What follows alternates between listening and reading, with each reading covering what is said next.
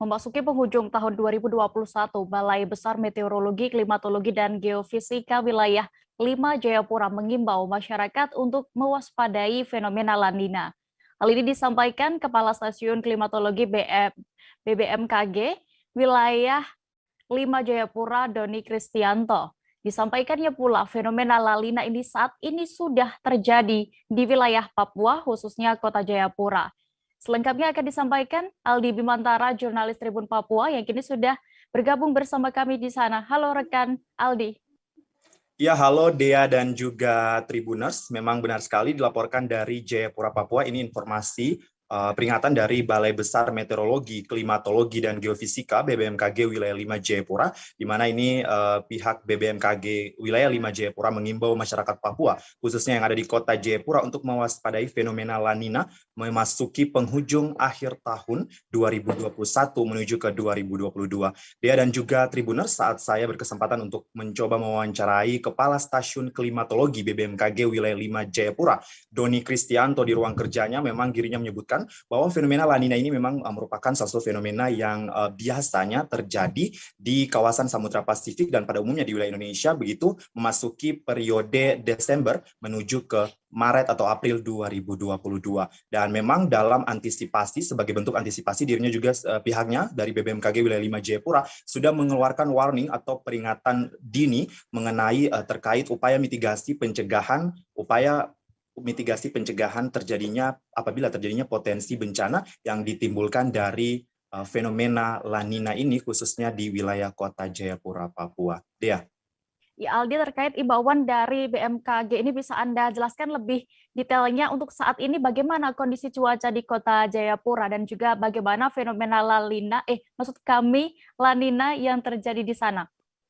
Ya, baik Dea dan juga Tribuners, memang berdasarkan wawancara saya bersama dengan Kepala Meteorologi, maksud kami Kepala Stasiun Klimatologi BBMKG Wilayah 5 Jayapura, Doni Kristianto, dirinya memang menyebutkan bahwa mengimbau kembali kepada masyarakat khususnya yang berada di wilayah pesisir Papua untuk mewaspadai terkait dengan adanya fenomena La Nina, di mana ini merupakan salah satu fenomena yang biasanya terjadi di wilayah Indonesia, khususnya di wilayah Pasifik ataupun wilayah timur Indonesia termasuk Papua. Karena ini memang mengingat laju ataupun pendinginan udara yang memang dari Samudra Pasifik berhembus ke wilayah dataran Indonesia termasuk Papua, begitu, sehingga memang suhu permukaan laut meninggi sehingga timbul peningkatan intensitas curah hujan, dan dari peningkatan aktivitas curah hujan ini nantinya bisa berpotensi untuk menimbulkan bencana-bencana lainnya sebagai multiplier efek seperti bencana banjir, longsor, dan juga mungkin pohon tumbang seperti itu. Dan memang ini pihak dari BBMKG sendiri sudah menghimbau untuk mewaspadai beberapa titik-titik lokasi termasuk daerah pesisir dan juga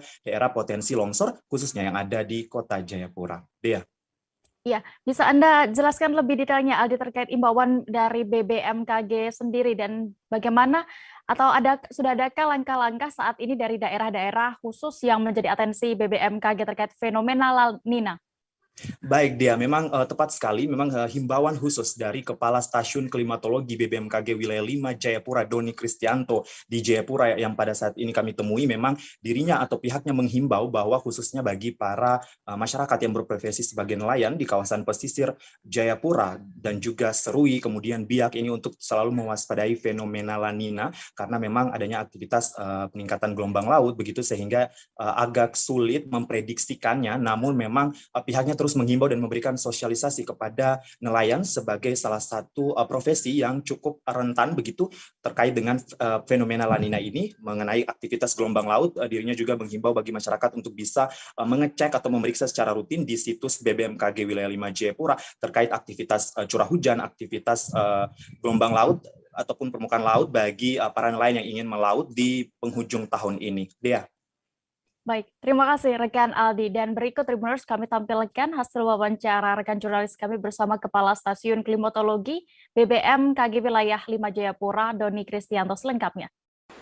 La Nina itu proses mendinginnya suhu muka laut di Samudra Pasifik, di mana diakibatkan mendingnya suhu muka laut di Samudra Pasifik menyebabkan penguapan yang harusnya terjadi di sana sampai pembentukan awan itu tertarik.